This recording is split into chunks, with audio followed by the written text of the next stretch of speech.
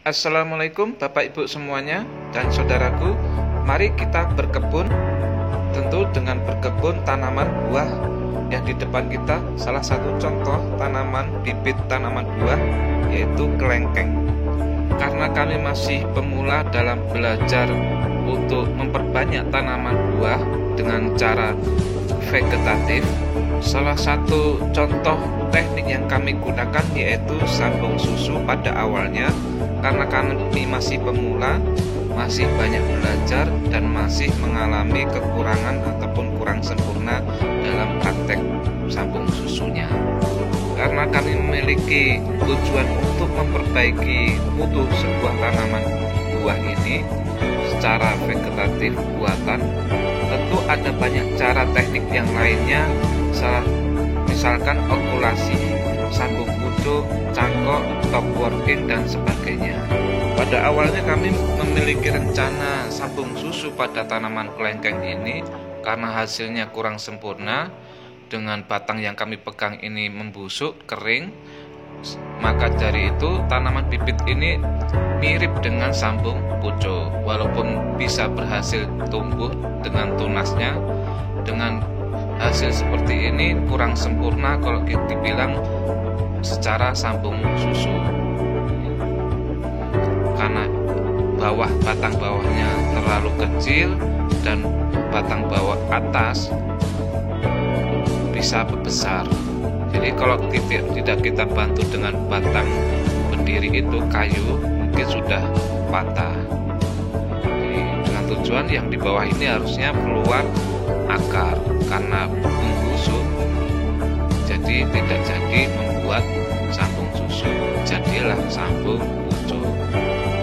Perbanyakan tanaman buah ini ada dua cara, yaitu cara generatif dan satunya dengan cara vegetatif. Kebanyakan sekarang yang kita temui yaitu dengan cara vegetatif. Tipe teknik sambung susu bisa sambung pucuk, bisa dengan cara cangkok dan okulasi. Sedangkan generatif sudah jarang sekali digunakan oleh warga. Tentunya menanam tanaman buah ataupun perbanyak tanaman buah lewat bijinya. Walaupun ada, lebih banyak atau lebih baik menggunakan teknik sambung pucuk atau okulasi dan lain-lainnya. Dua cara itu memiliki kelebihan dan kekurangannya masing-masing.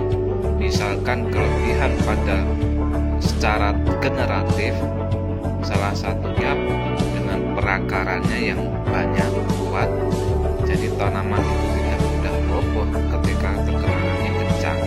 Jadi tidak memerlukan keahlian khusus untuk memperbanyaknya, tinggal semen benihnya atau bijinya tinggal tumbuh itu, terus kemudian lebih hemat biaya ulang bijinya. Satu lagi, waktu produktivitasnya lebih panjang. Jadi masa dalam berbuahnya itu dengan cara generatif itu lebih panjang dibandingkan dengan perbanyakan secara vegetatif. Tapi dengan cara generatif ini ada kekurangannya, itu dengan mulai berbuahnya yang lebih lama, bisa 5 tahun, waktu kecambahnya pun juga lama, membesarkan bijinya, kemungkinan tidak tumbuhnya juga kesempatannya juga kecil, sifat-sifat induknya yang diturunkan 100% ke generasi barunya diwariskan. Perbanyakan tanaman dengan cara vegetatif pun juga ada kelebihan dan kekurangannya. Misalkan kelebihannya itu memiliki sifat seperti induknya diwariskan ke keturunannya, waktu mulai berbunganya pun lebih cepat, antara bisa 3 bulan atau 6 bulan pun juga mulai belajar berbunga. Cepat diketahui jika bukan jenis bibit varietas tertentu. Kita lebih tahu lah jenis tanaman yang kita kita vegetatif itu. Dan kekurangannya pun akarnya secara umum tidak kuat atau kokoh. Dari cara vegetatif ini untuk bagian tanaman induk yang banyak, biaya relatif besar dalam pembuatannya. Proses perbanyakannya itu dari penyediaannya atau perawatannya sudah siap untuk ditanam ke kebun. Terus biaya pengadaan bibit pun juga lumayan gede daripada cara generatif, dan kurang adaptif jika ditanam pada tanah yang air tanahnya dalam. Jadi memerlukan tanah yang, maksudnya memerlukan air yang cukup.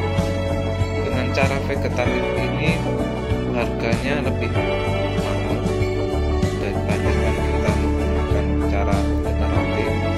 Misalkan kita beli di tempat kita, minimal pun harganya 20.000 hingga di atas 300-an ribu, tergantung daerahnya masing-masing.